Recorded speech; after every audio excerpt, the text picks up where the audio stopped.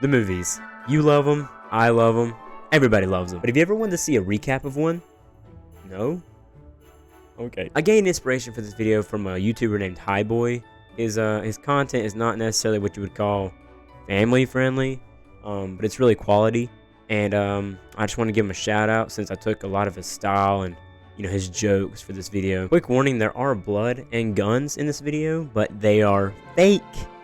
YouTube. Doesn't really matter though, because I'm like 98% sure this video is getting copyrighted. And yes, it's still Christmas. Look behind me. There's Christmas going on. I got a green screen and I don't know what to do with myself. Please like and subscribe. Without a Paddle. This movie is made by Paramount, guys. Okay, I guess I had to remind us again after a half-second transition. This movie begins with 4 kids who record each other with Android phones doing kid stuff like compassing, roping, pranking, and cool tricks with bikes. And this kid dies. Hold on, let me back up real quick. Let me introduce the characters. It's really just these guys. We got Billy, who's played by Anthony Starr. Irrelevant. We got Tom, who's played by Hungry Astronaut Guy in Zathura. Jerry, who's played by Shaggy. And Dan, who is also in Scooby-Doo, but I forgot who he was. I think he was like Velma's boyfriend or something. I don't even know. Fast forward, they all graduate, and Billy leaves town to go travel. Fast forward again. Oh my.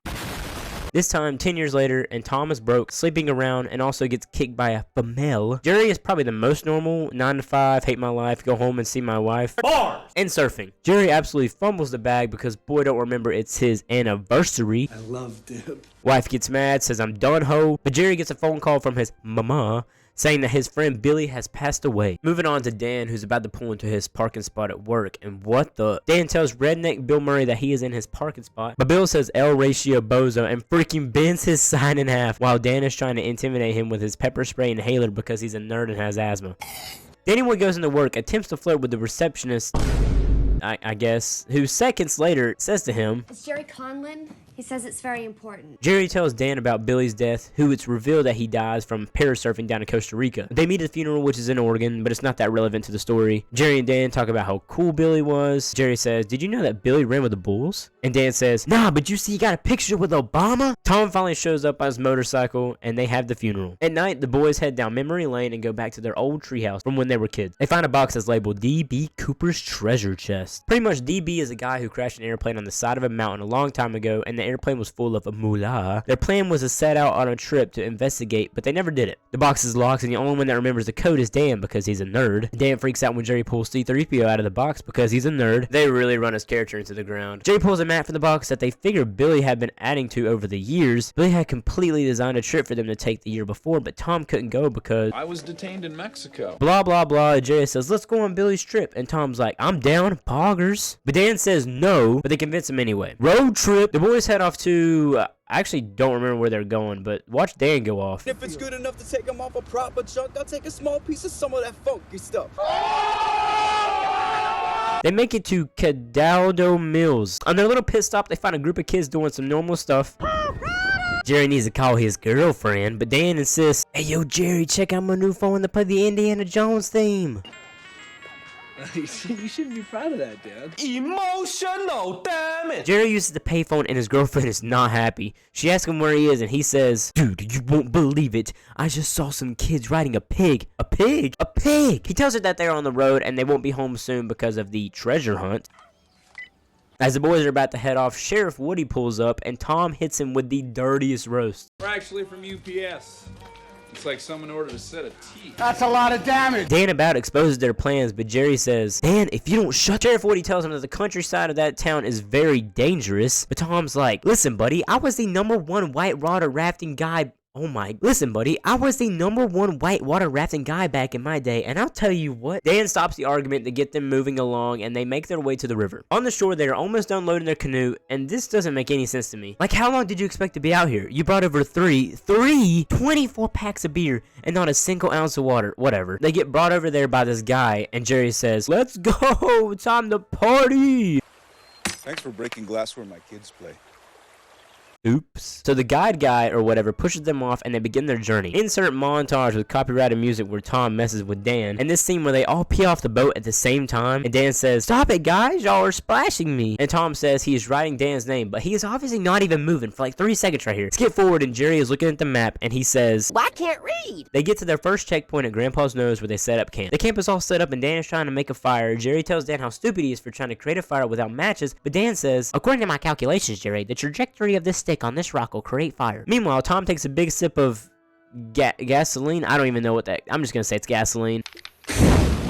Later that night at the campfire, the boys talk about what they're doing nowadays. You learn that Dan has an MD and his own practice. Tom sells Harleys where he makes 12 grand a month, and Jerry has a boring office job. Jerry thinks there has to be something better in life, but right now he is happy to be living in the moment with his buzz, just like their friend Billy did. Jerry starts to look around through the bags to see what Dan packed for dinner, and pulls out Astronaut food? No, man, it's Liver King concoction. I'm not an astronaut.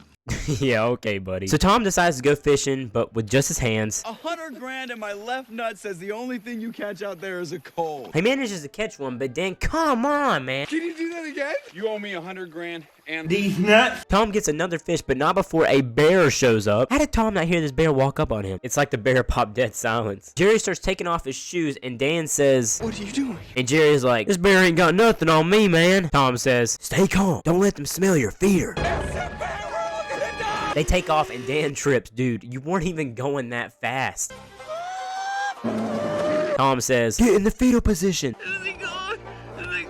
abort the fetal position. It's not working. The bear takes Dan off into the woods because it thinks he's her cub. The bear brings Dan a squirrel, and Tom says he's trying to fatten Dan up for hibernation. Dan tries to fake eating the squirrel, but the bear knows what's up, so Jerry's like, "Yeah." After Dan eats a piece of the squirrel, he throws it away, and they all take off into a tree to hide. But isn't this a dumb idea? I thought all bears could climb, and a tree is like the last place you want to go. So upon further research, grizzlies can climb if the tree has like ladder-like branches, which this one obviously has. What the? Dan asks, "How long you think she'll keep looking?" And Jerry says, Hour and a half tops. the bear stays literally the whole night and gets scared away by an explosion in the water by the rednecks. Cut to the rednecks on the river. Redneck 1 says, "What do you think will happen if I throw this lit dynamite in the water?" And Redneck 2 says, "It'll probably blow up." They dip out to continue their journey, but Dan is concerned. Instead of going right back out, they move to avoid the rednecks. The map has been ripped up by the bear and is quite useless, causing Jerry to send them on the wrong side of the river, taking them into the rapids. They get completely pummeled by a bunch of limbs, and Tom says, "Oh, that's just typical river behavior." The boys hit some nasty rapids, which causes them to flip, and Jerry goes full surfer mode, and he says, "Cowabunga!" He saves Dan with the rope, and they finally make it out of the rapids. But they don't have Tom.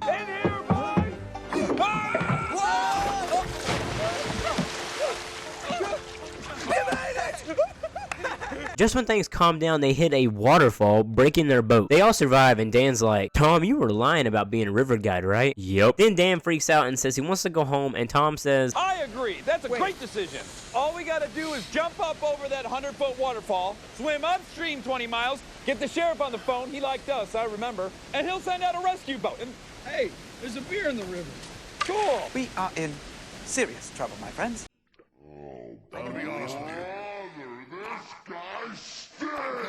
As they're figuring out what to do, Jerry shows them that they still have the Billy compass for the trip, but it doesn't work without a map that they lost in the rapids. They then set out on a trek where they find civilization. Oh wait, it's just the rednecks. You can't hear me? That's right, because you don't have ears, because you don't have a head, because I cut it off! Dude, these guys are crazy. We gotta go. One of them drops something which alerts the rednecks like they're enemy NPCs in a video game. They hide out in the barn while the rednecks search the area. Then Tom says, "Yo, these guys make weed." No, they don't. As they try to leave, they make more noise and alert the redneck dogs. The rednecks pull up on them and watch Tom try to hide that he's trying to steal their weed. You know, hey, can we use your phone? You know, They somehow survive all those shots and take off through a pot farm, and I'm not exactly sure why they would install tripwire flares, but they catch all the plants on fire. Because it's all on fire, they all get high, including the dogs. Dan's like, "Nobody can ever find out that I got stoned because they'll take away my practice, my tools, my office." I lost my legs!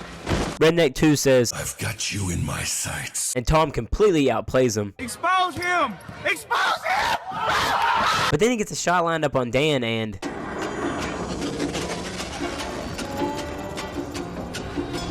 Yeah, okay. Jerry starts to imagine running and talking with Billy, then they all fall into a pond. The rednecks finally catch up to them and they're utterly baffled that they have disappeared. They finally get out and still wonder if they're being chased. Back at the weed farm, Redneck 1 says, It's not all burnt. I think we're gonna be okay. "You think? No, it's all burnt."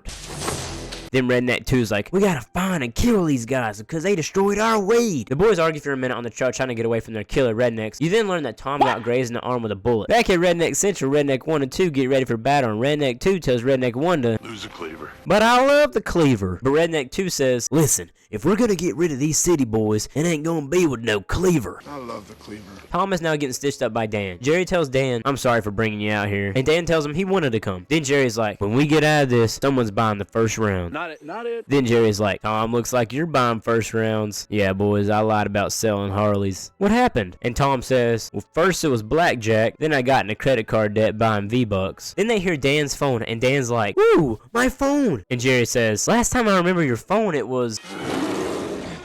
How don't they remember the bear? They take off, but the rednecks aren't far behind. They come up on where they were just at, and Redneck 1 has got to be one of my favorite characters ever. It's weird. Footprints with no people in them.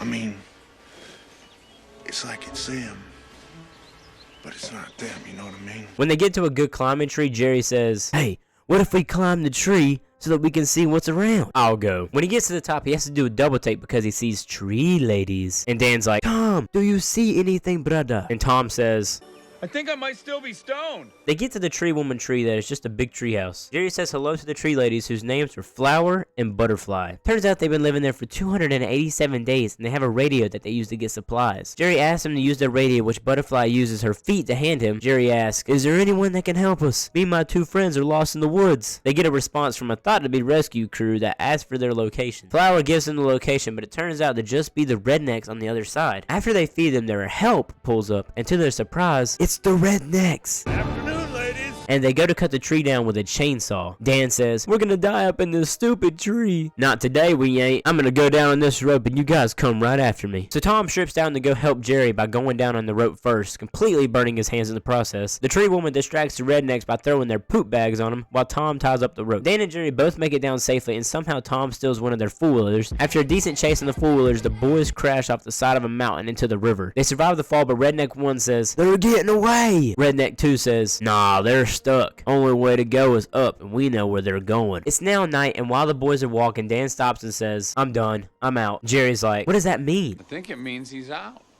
Like coming out. Like he's finally admitted he's gay. It then starts raining, and the boys have to think of a solution. So they cuddle up underneath a rock shelter. Not for long, though, because they get pulled up on by none other than Yukon Cornelius. Yukon tells them to come with him or he will shoot them. So they got no other choice. Cut to them in his shelter, and Tom says, I think he's gonna try to cook us. They try to leave, but Yukon says, "Well, hold your horses, buckaroos. If you're gonna kill us, do it already, you crazy man." But Yukon says that he would have killed him outside if he was going to. It's a good one. With a happy ending. DB. "What did you call me, boy?" And Jerry says, "You're DB Cooper." "No, I ain't DB Cooper. Now put some clothes on." They then get into the chest to pick out some clothes, and look who's back. At Yukon's cabin, the boys learn that this guy was actually DB's partner. There was a blizzard as they were on the mountain, causing them to get separated. He said that him, the FBI, and cops tried looking for him for months, but never found him. The boys sleep the night in Yukon's cabin, where he makes them bacon. Squirrel. Squirrel. Jerry goes outside the cabin to pee and finds Dan's phone in the bear's poop. He goes to make a phone call to his girlfriend, but her set voicemail insists that they are no longer together. Seconds later, they're getting shot up by the rednecks again, but Jerry doesn't care because he just lost his bae, man. Yukon gives the boys some directions to get down the mountain and then pulls some epic cowboy stuff on the rednecks. As the boys are walking down the mountain, they hit a mining hole in the ground where they find DB Cooper. Because of the blizzard, they figure that DB had to burn his money to stay warm just for a little bit more time to live. After the emotional trauma, they have to find a way out, so they put Dan in a hole that leads him to a hole in the surface. But when Dan hits the surface, he finds the rednecks who are now standing over the hole of Tom and Jerry. Tom and Jerry. Anyway, Dan goes full hero ball and hits them in the back with a stick. Good work, Dan. The rednecks pull their feet out. Dan says, Hey, there's a grenade up here. No! Then Redneck 2 goes full Willem Dafoe on Jerry. Then the sheriff pulls up and stops the fight. But the sheriff is actually an undercover redneck. Nah, I'm kidding, but he did hire the rednecks. Dan grabs the nade and fails. But actually he didn't, because it causes a tree to fall over. In conclusion, the bad guys go to jail, whoop-de-doo, and Yukon gives them a present that has DB's parachute and... Oh my gosh. There's got to be $100 grand in here. Tom wants to split it, but Jerry says, nah. And Dan says, remember when I bet you $100 grand to catch a fish? Everybody has their good endings. Jerry gets engaged, Dan gets with Flower, and Tom is now a Boy Scout leader. The end.